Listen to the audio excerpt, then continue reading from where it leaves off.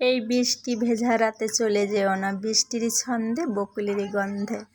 Hello বন্ধুরা, সবাই কেমন আছেন? আশা করি সবাই ভালো আছেন। আলহামদুলিল্লাহ আমিও ভালো আছি। এই যে চলে আসলাম রান্না করতে। একে একে সব মশলা দিয়ে দিলাম, আদা পেস্ট, রসুন পেস্ট, জিরা গুঁড়া, ঝালের গুঁড়া, লবণ দিয়ে সুন্দর করে কষিয়ে নিলাম। এই যে কষাতে কষাতে দেখেন আমার তেলটা কিন্তু ছেড়ে আসতেছে। যখন তেলটা ছেড়ে আসবে তখন আমি মাংসটা তুলে দিব।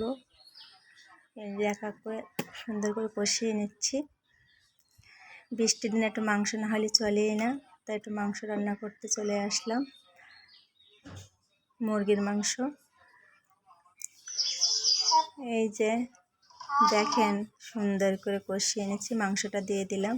আমি কিন্তু মাংসের ভিতর পা দিচ্ছি, কেউ কিন্তু কিছু মনে করেন না, আমি পা খেতে ভালোবাসি, তাই পাটা মাংসের ভিতর দিয়ে দিলাম।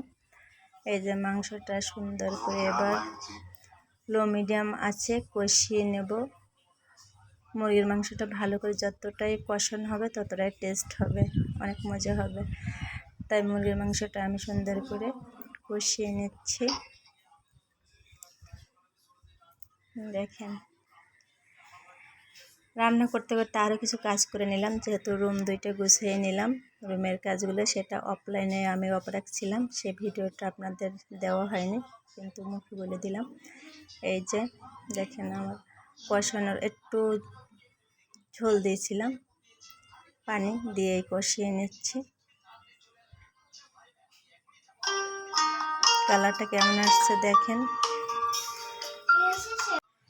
এই যে কষাতে কষাতে আমার মাংসটার ঝোলটা হয়ে আসছে, শুকিয়ে আসছে, তেলটা ছেড়ে দিচ্ছি। কিন্তু এবার আর বেশ কিছুক্ষণ কষিয়ে আমি হওয়ার ঝোল দেব। একা মানুষের রান্না, যেভাবে সেভাবে রান্না করি আমি,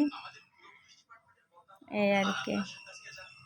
এই যে দেখেন অনেক সুন্দর কিন্তু কালার আসছে। এই হওয়ার পানি দিয়ে দিচ্ছি, এই যে ঝোল দিয়ে দিলাম হওয়ার।